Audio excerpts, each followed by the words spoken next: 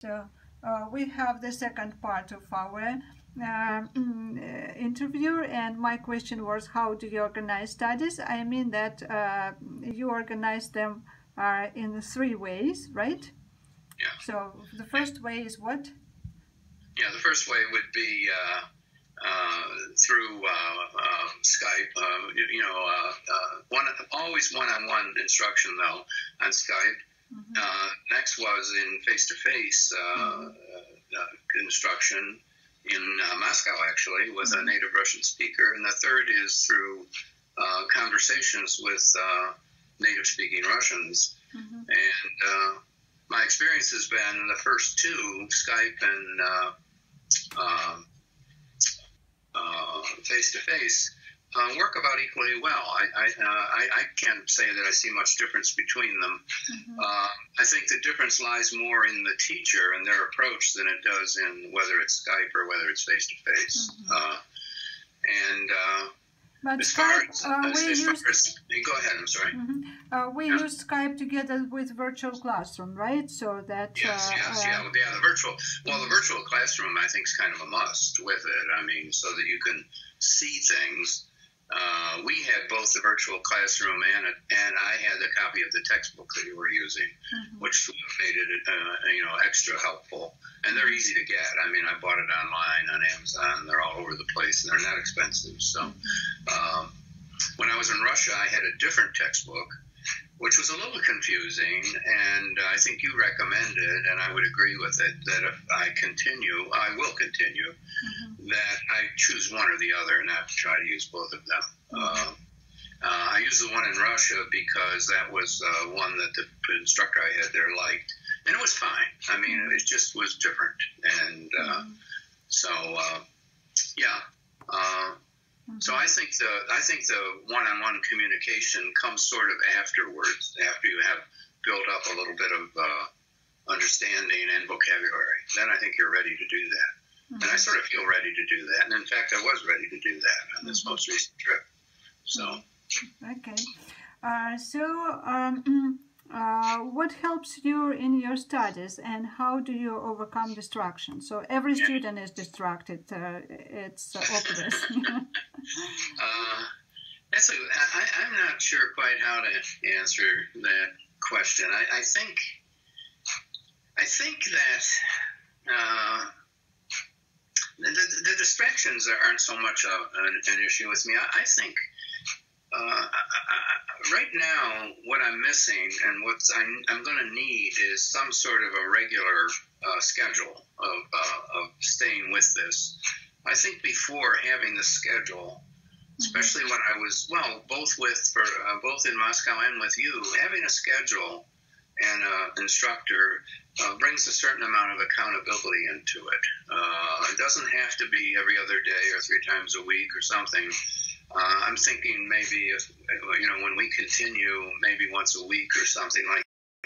But we haven't even figured that out yet. I haven't figured it out yet. But I think having some accountability built in, so that you know that at some point you're going to be checking back with somebody. Without that, I think there's a pretty high risk here that I'll just sort of drift away and forget what I learned, which I don't want to do. So you realize that scheduling and feedback, 2 important things, the feedback is, absolutely, yeah. Okay. The other thing I'm trying to do right now is I recorded several of my lessons in Moscow with Farid. And so I had 3 hours in the car yesterday, so I listened to the recordings of our lessons. So I can kind of go back through our lessons. And there's a lot in it that I didn't get the first time even. I was able to bolster my vocabulary yesterday quite a bit from some of the things that we talked about that I'd forgotten. So I think using travel time somehow is something else I'm going to explore to try to get some things I can listen to in the car when I'm in the car. Yeah, so between the lessons, right? So lesson between the lessons and lesson again with the feedback. Okay, talking about Russian culture, do your language studies help you to learn more about the culture? Yeah, to the extent that probably the place that I could honestly, two places I could honestly say, well, maybe three actually. I stayed in one town in Canuta, which is a relatively small town by standards along the Trans-Siberian Railroad, with a husband and a wife who had come there to help build that part of the it's called the Bayam route. It's the northern route. They had actually come there from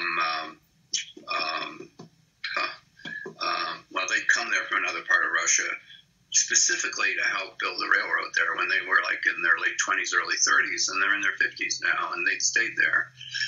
And I was in their home, and she prepared all the meals, and she liked doing it. And if I asked about anything, she would go down in her cold cellar and come out with something, you know. She had all mushrooms, all different kinds of ways, marinated and all sorts of things. So I really felt like a part of the family, practically. You know, I said, you know, when I left there, it's going to be like leaving home. I mean, and so I think to that extent, that was, you know, I said to this fellow that this is a town that's dying. It's gone from 9,000 down to 3,000, and it's probably going to keep going down. And I said, "Do you like it here?" I said, "I love it here." He said, "There's no police here. There's no government here." He said, and he had a business taking people on trekking, and she sort of ran like a B&B for people who stayed there. He said, "I love it here," you know. And another time when I was in Siberia at the end, I'm in a tent with these three other Russians, and we're drinking vodka. And he said, "You know, the Russian government and the American government are, you know, at odds with each other, and here we are drinking vodka together in a snowstorm, you know, in a tent." And it's the same thing. I mean, people are pretty much the same everywhere, I think. And so I think from that point of view, just again, you know, we weren't always talking in Russian, but my ability to chime in, you know, periodically with something helped a lot to make that connection. So from that point of view, I think our cultures there's more similarities than differences, frankly. Great. That's the great story. And that's actually the answer to the question, did you find Russian culture very different from American? So not really, right? Okay, so how about to find something amazing in Russian history or literature or music? Was there something that really amazed, engaged you? Yeah, I think you have history, literature, and music, and that's probably been my interest in that order. I probably come at it first from an interest in history, and then that's led me to an interest in literature. I actually took a literature course in Sarasota, where we are in the winter, on 19th century Russian authors, which I really enjoyed. And I think that my interest comes mainly from the history, and or that's where it originated, certainly. And I think the whole panorama of Russian history and literature and music is pretty amazing. I mean, and I frankly didn't understand it very well until you're present. I mean, if you go through the Kremlin and I had to walk by the Kremlin every day, or near the Kremlin to my classes, and you know, you see the domes and everything, and you think about the incredible amount of history that's taken place there. And then you go to places like Siberia, which is so vast. It's a lot like the western United States. I mean, you can't. The mountains, this time I was up in the mountains. I didn't know there were mountains like that in Siberia. I mean, they're comparable to the Rocky Mountains. And it's just so, and at the same time, as majestic as it is, it's so tragic. There's something so tragic about Russian history, to this day even.